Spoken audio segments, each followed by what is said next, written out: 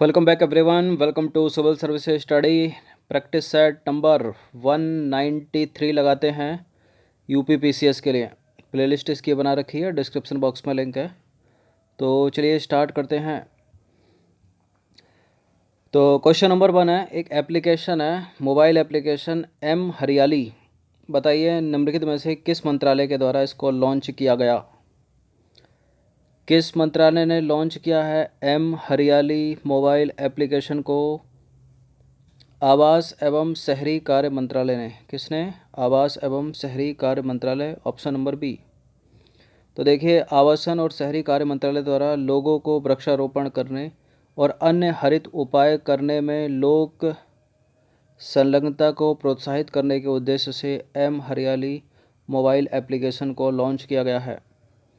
Question number 2 है, निम्नलिखित कथनों पर विचार करना है। स्टेटमेंट वाला प्रश्न है। पहला स्टेटमेंट है, United Nation Convention to Combat Desertification मतलब यूएनसीसीडी के पक्षकारों के सम्मेलन का 14वां सत्र मतलब कोप 14 नई दिल्ली में आयोजित किया गया। भारत द्वारा दूसरी बार यूएनसीसीडी के कोप की मेजबानी की गई है। बताइए। देखिए, पहली बार करी है भारत ने, ठीक है, दूसरी बार नहीं करी। तो गलत है दूसरा वाला स्टेटमेंट, केवल पहला वाला इसका आंसर हो जाएगा, मतलब ऑप्शन नंबर ए। तो United Nations convention to combat desertification के पक्षकारों का 14वां सत्र जो है वो नई दिल्ली में आयोजित किया गया कुछ माह पहले, और भारत द्वारा पहली बार इसके सत्र की मेजबानी की गई, दूसरी बार नहीं। क्वेश्चन नंबर 3 पर आ जाइए। निम्नलिखित कथनों पर विचार करेंगे। दो स्टेटमेंट एक बार फिर से आगे बताना कि इनमें से कौन सा करेक्ट है। रेत और धूल के तूफान पर कार्यवाही हेतु अंतर्राष्ट्रीय गठबंधन नई दिल्ली में आयोजित यूएनसीसीडी को 14 में प्रारंभ किया गया। इसके सहयोगियों में डब्ल्यूएमओ, यूएनसीसीडी, यूएनडीपी, यूएनईपी, खाद्य और कृषि संगठन, विश्व स्वास्थ्य संगठन और विश्व बैंक सम्मिलित हैं। अगर एक भी नहीं हुआ ना, पूरा स्टेटमेंट कट जाएगा। विश्व स्वास्थ्य संगठन डब्ल्यूएचओ और वर्ल्ड बैंक, खाद्य और कृषि संगठन, United Nation Environment Programme, United Nation Development Programme UNCCD और वर्ल्ड मेट्रोलॉजिकल ऑर्गेनाइजेशन, ये सारे के सारे हैं। और पहला वाला भी स्टेटमेंट करेक्ट है, तो दोनों के दोनों करेक्ट हो गए। तो यहाँ आंसर क्या हो जाएगा? Option number C. Question number 4 पर आ जाइए। ग्लोबल लैंड आउटलुक रिपोर्ट एक निम्नलिखित में से किसके द्वारा जारी की जाती है ये? बताइए। ग्लोबल लैंड आउटलुक रिपोर्ट कौन प्रकाशित करता है? यूएनसीसीडी ही करता है, जिसके बारे में भी बात हो रही थी ऊपर क्वेश्चन में। United Nation Convention to Combat Desertification, option number A. तो ग्लोबल लैंड आउटलुक रिपोर्ट जो है यूएनसीसीडी के द्वारा जारी की जाती है, याद रखिएगा। क्वेश्चन नंबर 5 पर आ जाइए। निम्नलिखित कथनों पर विचार करेंगे। पहला स्टेटमेंट है, यूएनसीसीडी एकमात्र विधिक रूप से बाध्यकारी समझौता है जो मरुस्थलीकरण की समस्या को संबोधित करने के लिए पर्यावरण और विकास को संधारणीय भूमि प्रबंधन से संबद्ध करता है। यूएनसीसीडी का स्थायी सचिवालय जर्मनी के वॉन में स्थित है। बताइए कौन सा स्टेटमेंट है? बाध्यकारी समझौता लिखा है ऊपर, यूएनसीसीडी। दोनों के दोनों करेक्ट हो जाते हैं, यहाँ पर सी है इसका आंसर।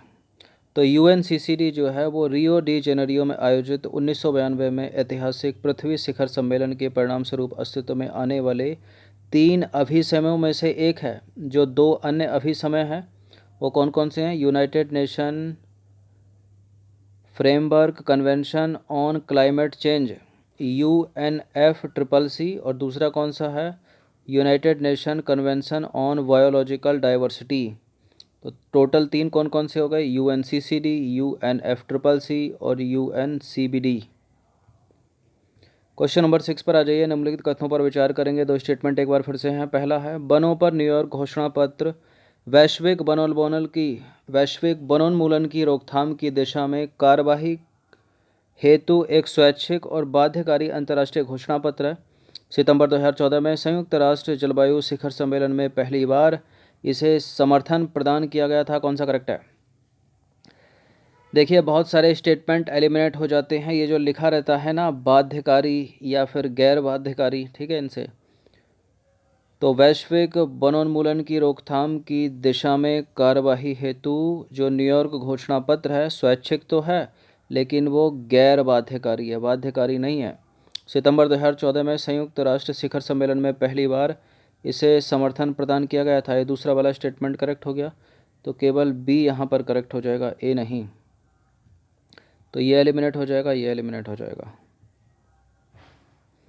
तो देखिए वनों पर न्यूयॉर्क घोषणा पत्र वैश्विक वनोन्मूलन की रोकथाम की दिशा में कार्यवाही हेतु एक स्वैच्छिक और गैर बाध्यकारी अंतर्राष्ट्रीय घोषणा पत्र है, ठीक है, बाध्यकारी नहीं है। यूएनसीसीडी बाध्यकारी है। सितंबर 2014 में संयुक्त राष्ट्र जलवायु शिखर सम्मेलन में पहली बार इसे समर्थन प्रदान किया गया था। क्वेश्चन नंबर 7 पर आ जाइए। निम्नलिखित कथनों पर विचार कीजिए। पहला स्टेटमेंट है समशीतोष्ण क्षेत्रों की तुलना में जो उष्णकटिबंधीय क्षेत्र होते हैं वहाँ पर अपघटन की क्रिया अधिक तेजी से होती है, ठीक है। अपघटन के दौरान मृदा में मृदा जैविक कार्बन का ह्रास होता है, सॉइल ऑर्गेनिक कार्बन का ह्रास होता है। बिल्कुल उष्णकटिबंधीय क्षेत्रों में अधिक होती है शीतोष्ण कटिबंधीय क्षेत्रों की अपेक्षा, और दूसरा वाला भी करेक्ट है, पहला वाला भी करेक्ट है, सी है इसका आंसर। तो समशीतोष्ण क्षेत्रों की तुलना में जो है उष्णकटिबंधीय क्षेत्रों में अपघटन की क्रिया अधिक तेज गति से होती है। अपघटन के दौरान मृदा में मृदा जैविक कार्बन का ह्रास होता है, क्योंकि सूक्ष्म जीव मृदा जैविक कार्बन के लगभग आधे हिस्से को कार्बन डाइऑक्साइड गैस में परिवर्तित कर देते हैं। नेक्स्ट क्वेश्चन पर आ जाइए। कार्बन फुटप्रिंट क्या बताइए। कार्बन फुटप्रिंट क्या है? क्या रेडियो कार्बन डेटिंग द्वारा प्राचीन जीवाश्मों में उपस्थित कार्बन की आयु की गणना करना है कार्बन फुटप्रिंट, या फिर किसी प्राचीन जीवाश्म में उपस्थित कार्बन की कुल मात्रा जो किसी अन्य रूप में परिवर्तित हो गई है वो है कार्बन फुटप्रिंट, या किसी प्रक्रिया या उत्पाद के पूरे जीवन चक्र में उत्सर्जित कार्बन डाइऑक्साइड और अन्य हरित गृह गैसों की कुल मात्रा है कार्बन फुटप्रिंट। क्या है कार्बन फुटप्रिंट? किसी प्रक्रिया या उत्पाद के पूरे जीवन चक्र में उत्सर्जित कार्बन डाइऑक्साइड यानी CO2 एवं अन्य हरित गृह गैसों की कुल मात्रा है carbon footprint. Option number C है इसका आंसर। तो देखिए किसी प्रक्रिया या उत्पाद के पूरे जीवन चक्र में उत्सर्जित कार्बन डाइऑक्साइड एवं अन्य हरित गृह गैसों की कुल मात्रा को कार्बन फुटप्रिंट कहा जाता है। क्वेश्चन नंबर 9 पर आ जाइए। इनमें से कौन सा जलवायु परिवर्तन के लिए राष्ट्रीय कार्य योजना के 8 मिशन में शामिल नहीं है? देखिए जलवायु परिवर्तन के लिए राष्ट्रीय कार्य योजना के 8 मिशन है। उसमें राष्ट्रीय सौर मिशन है, उसमें धारणीय आवास पर राष्ट्रीय मिशन है, उसमें धारणीय कृषि के लिए राष्ट्रीय मिशन है, राष्ट्रीय वाटरशेड मिशन उसके अंतर्गत नहीं है। तो जलवायु परिवर्तन के लिए राष्ट्रीय कार्य योजना के 8 मिशन हैं, उसमें राष्ट्रीय वाटरशेड मिशन नहीं है, ठीक है। कई हैं उसमें, सौर मिशन, कृषि मिशन, मतलब 8 ही तक हैं, ये नहीं है वाटरशेड करके कुछ नहीं है। 10वें प्रश्न पर आ जाइए। कार्बन मोनोऑक्साइड से होने वाले प्रदूषण के संदर्भ में कौन सा पूर्णतः गलत है? कार्बन मोनोऑक्साइड देखिए यह कुल वायुमंडलीय प्रदूषण का 50% है, ठीक है। कार्बन मोनोऑक्साइड के प्राकृतिक स्रोत पशु हैं। पशु कहाँ हैं? गलत है पहला स्टेटमेंट, मतलब दूसरा वाला। कार्बन मोनोऑक्साइड के कृत्रिम स्रोत उद्योग, वाहन, रसोई घर, सिगरेट का धुआं इत्यादि है, ठीक है। बाकी इसके उच्च स्तर के कारण बेचैनी उत्पन्न होती है, जैसे कि चक्कर आना, सिर दर्द आदि, क्योंकि कार्बन मोनोऑक्साइड रक्त के हीमोग्लोबिन के साथ मिलकर इसकी ऑक्सीजन वहन क्षमता को घटा देती है। तो अपना उत्तर यहाँ पर बी हो जाएगा। कार्बन मोनोऑक्साइड के प्राकृतिक स्रोत हैं क्षोभ मंडल में प्रकाश, रासायनिक अभिक्रिया, ज्वालामुखियों का फूटना, वनों में लगने वाली आग और दूसरे प्रकार के दहन, पशु नहीं है। क्वेश्चन नंबर 11 पर आ जाइए। भारत में निम्नलिखित में से कहाँ सर्वाधिक क्षेत्रफल पर कच्छ वनस्पतियाँ पाई जाती हैं? मैंग्रोव कच्छ वनस्पतियाँ बताइए कहाँ होंगी इनमें? पश्चिम बंगाल में, ऑप्शन नंबर ए। तो भारत में पश्चिमी बंगाल में सर्वाधिक क्षेत्रफल पर जो है कच्छ वनस्पतियाँ पाई जाती हैं। क्वेश्चन नंबर 12 पर आ जाइए। निम्नलिखित में कौन सी एक आक्रामक प्रजाति नहीं है? छुई मुई, जलकुंभी, पार्थेनियम, कुथ। छुई मुई एक आक्रामक प्रजाति है, जलकुंभी आक्रामक प्रजाति है, पार्थेनियम आक्रामक प्रजाति है, कुथ नहीं है। तो छुई मुई हो गई, जलकुंभी हो गई, पार्थेनियम आक्रामक प्रजाति के उदाहरण हैं। कुथ जो कि कश्मीर में पाया जाता है एक प्रतिज्वलनशील दवा है और पारंपरिक तिब्बत औषधि का एक घटक है। भूकंपों के प्रभाव में शामिल हैं। भूकंपों के कारण भूस्खलन हो सकता है क्या, धरातलीय विस्थापन हो सकता है क्या, बांध और तटबंध टूट सकते हैं क्या, सुनामी आ सकती है क्या। बिल्कुल ये सब तो हो सकता है, भवन गिर सकते हैं। ठीक है, 1 2 3 4 तो उपरोक्त सभी भूकंपों के प्रभाव हैं। क्वेश्चन नंबर 14 पर आ जाइए। निम्नलिखित पारिस्थितिक पिरामिडों में से कौन सा पिरामिड सदैव ऊपर की ओर होता है, यानी ऑलवेज अपराइट डायरेक्शन। देखिए बायोमास का पिरामिड यानी पिरामिड ऑफ बायोमास उल्टा सीधा दोनों बनते हैं। सदैव सीधे की बात कर रहा है, सदैव ऊपर की बात कर रहा है। संख्या का पिरामिड सीधा भी बनता है, उल्टा भी बनता है, लेकिन ऊर्जा का पिरामिड केवल सीधा बनता है। तो यहाँ उत्तर केवल 3 हो जाएगा, ऑप्शन नंबर सी। तो देखिए संख्या का पिरामिड सीधा उल्टा दोनों तरह का हो सकता है, बायोमास का पिरामिड सीधा उल्टा दोनों हो सकता है, लेकिन ऊर्जा का पिरामिड सदैव सीधा होता है, always upright direction. Question number 15 पर आ जाइए। अंतिम प्रश्न है, निम्नलिखित में से कौन से जैव संकेतक जल प्रदूषण का पता लगाने में प्रयोग किए जा सकते हैं। कॉलीफॉर्म जीवाणुओं की उपस्थिति, रोहू जैसी मछलियों का अपने वास स्थान को छोड़कर दूसरे स्थान पर चले जाना, डायटम और इकार्निया की प्रचुरता।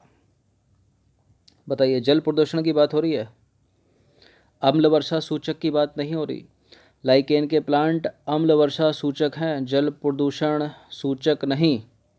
तो कॉलीफॉर्म जीवाणुओं की उपस्थिति बिल्कुल जल प्रदूषण का सूचक है। रोहू जैसी मछलियाँ अपने वास स्थान को छोड़कर दूसरी जगह अगर चली गई तो इसका मतलब है ये जो एरिया है वो प्रदूषित हो गया, कि वो पलायन कर रही हैं। डायटम और इकॉर्निया की प्रचुरता, ये सारे के सारे हैं। इसका आंसर हो जाएगा ऑप्शन नंबर डी 1 2 3।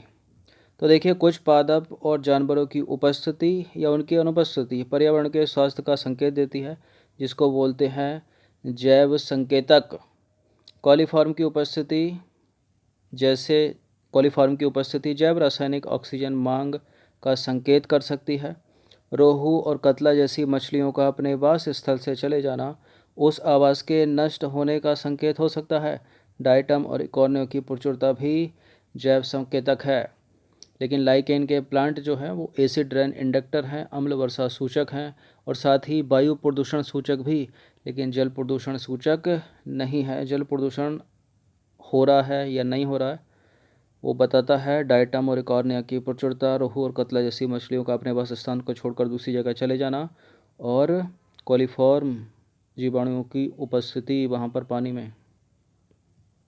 और बाकी क्लोरीन की अधिकता, अमोनिया की अधिकता, आर्सेनिक की अधिकता, ठीक है, वो तो सब प्रयोगशाला में उपयोग के बाद ही पता चलेगा, प्रयोग के बाद। ठीक है, तो ये 15 प्रश्न थे, इनकी प्रैक्टिस जो है एक बार कर लीजिएगा। धन्यवाद।